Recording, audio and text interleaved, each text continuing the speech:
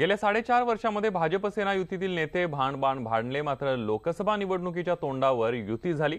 नेत्यांनी गळ्यात गळे घातले, मात्र एकेकाळी शिवसेनेला अंगावर घेणारे भाजपचे नेते सध्या पक्षातच अडगळीत पडल्याचं चित्र आहे। बघूया एक रिपोर्ट।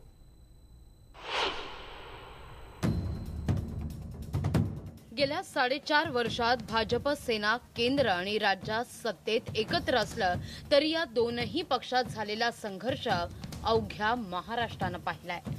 दोनही पक्षातील नेते यात आघाडीवर होते, मात्र भाजपमधील काही नेत्यांना त्याची किंमत आता मोजावी लागतीये।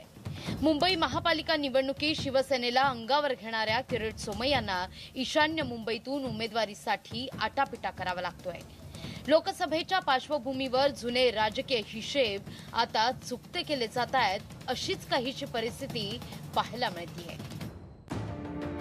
सोमय्यांप्रमाणेच भाजपातील ज्येष्ठ नेते एकनाथ खडसे सुद्धा आहेत। भाजप सेना युतीच्या घोडदौडीमध्ये खडसे मागे पडल्याचं चित्र आहे। गेल्या निवडणुकीत युती तुटल्याची घोषणा खडसेंनी केली होती, त्यामुळे शिवसेनेला खडसेंपेक्षा मुख्यमंत्री देवेंद्र फडणवीस अधिक जवळचे वाटतात। मुंबई महापालिका निवडणुकीत भाजपचे आमदार आशिष शेलार आणि विनोद तावडेंनी शिवसेनेवर गंभीर आरोप केले होते।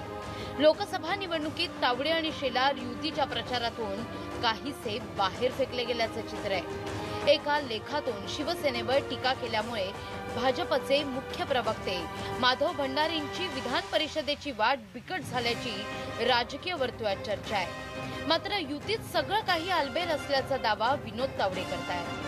स्वतः माननीय उद्धवजींनी अमितभाईंचा फॉर्म भरायच्या सभेला स्वतः जाऊन ही युती कशी घट्ट आहे हेच दाखवून दिलं आहे आणि त्यामुळे भाजप सेना युतीला आतून फोडता येईल असं स्वप्न पाहणाऱ्यांचं स्वप्न आता भंग झालेलं आहे। युतीतील या बेबनावावर टीका करण्याची आयती संधी विरोधकांना मिळाली आहे।